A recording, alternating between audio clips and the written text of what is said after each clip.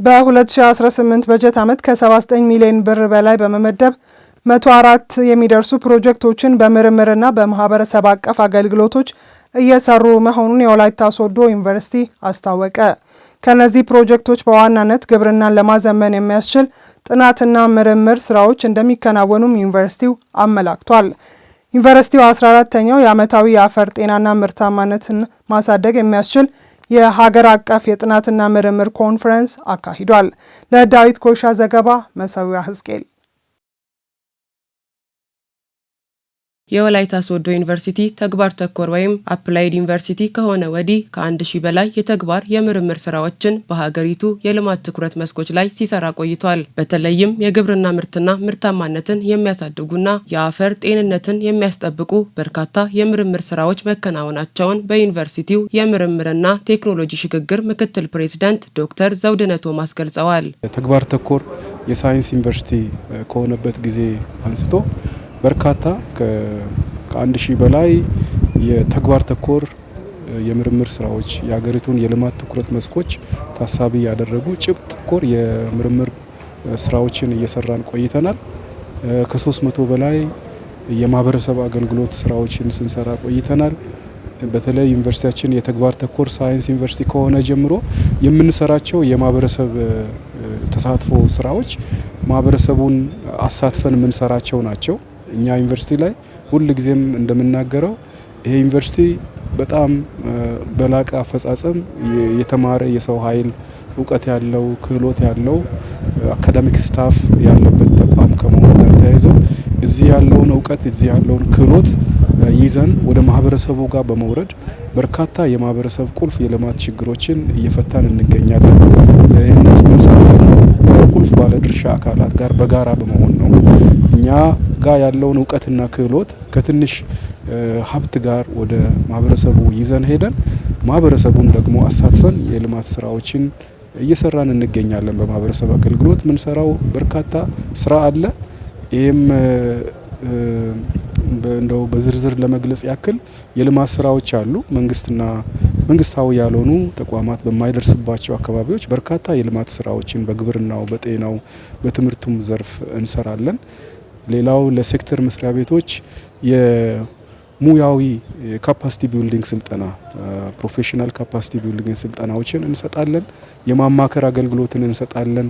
የበጎ አድራጎት ስራዎችን ዩኒቨርሲቲው ለማህበረሰቡ የተቋቋመ ተቋም ከመሆኑ ጋር ተያይዞ የዩኒቨርሲቲ ሶሻል ሪስፖንሲቢሊቲስ የምንላቸው አሉ።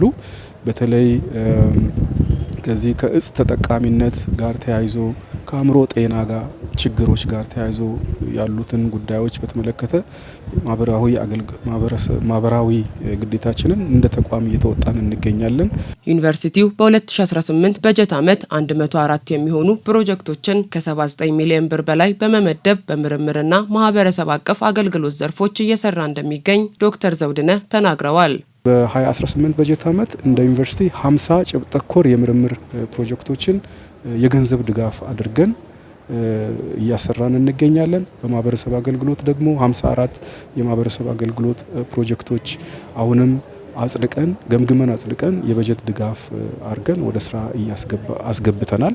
የቴክኖሎጂ ሽግግርን በተመለከተ ደግሞ ከ14 በላይ የቴክኖሎጂ ሽግግር ስራዎች አሁንም ፕሮፖዛላቸው ጸድቆ የበጀት ድጋፍ ተደርጎላቸው ወደ ስራ ገብተው እየተሰሩ ይገኛሉ። በምርምር ዘርፍ ከ41 ሚሊዮን ብር በላይ ተመድቦ ስራዎች እየተሰሩ ነው። በማህበረሰብ አገልግሎት ደግሞ በማህበረሰብ አገልግሎትና በቴክኖሎጂ ሽግግር ከ38 ሚሊዮን ብር በላይ በጀት መድበን እነዚህን ስራዎች ከማህበረሰቡ ከስቴክሆልደሩ ከቁልፍ ባለድርሻ አካላት ጋር አንድ ላይ በመሆን እየሰራን እንገኛለን ማለት ነው። በወላይታ ሶዶ ዩኒቨርሲቲ የሚካሄደው የምርምርና የማህበረሰብ አቀፍ አገልግሎት እንዲሁም የቴክኖሎጂ ሽግግር ስራዎች ውጤታማ እንዲሆኑ የድጋፍና ክትትል ስራ እየተሰራ እንደሚገኝ የተናገሩት ደግሞ የዩኒቨርሲቲው የአካዳሚክ ጉዳዮች ምክትል ፕሬዝዳንት ዶክተር አክበር ጩፎ ናቸው።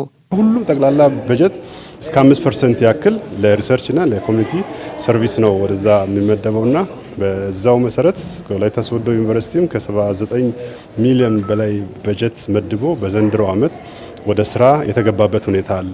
በእነዚህ ስራዎች ዩኒቨርሲቲው የሚሰሩ ስራዎችን በዘርፉ ታቅደውና ተዘጋጅቶ ወደ ማኔጅመንት ወደ ዩኒቨርሲቲው ማኔጅመንት ሲመጣ ሰፊ ድጋፍ ማድረግ፣ በጀቶችን በጊዜው መልቀቅ ደግሞ ያው በጀት ከትሬጀሪ ሲመጣ የራሱ ለሚፈለገው ዓላማ እንዲውል አስፈላጊውን ሁሉ በማድረግ የራሳችን ድጋፍ እያደረግን እንገኛለን። በዩኒቨርሲቲዎችና በምርምር ተቋማት የሚከናወኑ የምርምር ስራዎች የማህበረሰብን ችግር ለማቃለልና የሀገሪቱን የብልጽግና ጉዞ ለማረጋገጥ ከፍተኛ ጠቀሜታ እንዳላቸውም ዶክተር አክበር ገልጸዋል። መጀመሪያ ስለ አፈር ጤንነትና እዛ ውስጥ ያለው ከዛ ከፈርቲሊቲ ጋር የዛ ግብርና ትራንስፎርሜሽኑ ላይ ለሰዎቹም በቂ ምንድነው ግንዛቤ ለማስጨበጥ በዛም በኩል ደግሞ እኛ ጋር ብዙ የተሰሩ ምርምሮች አሉ። ብዙ አንቱ የሚባሉ ፕሮፌሰሮች፣ ተመራማሪዎች በአፈር ዙሪያ የሰሩ ስራዎች አሉ። ከትኩረት መስካችንም ይዘን ከምንሄደው ከስራ አቅጣጫችን ጋር አንድ ላይ ስለሚሄድ ይሄን ብቻ አይደለም፣ መንግስትም ለአፈር ወይም ደግሞ ለግብርና ስራ የሰጠውን ልዩ ትኩረትን ከግንዛቤ ውስጥ በማስገባት ነው።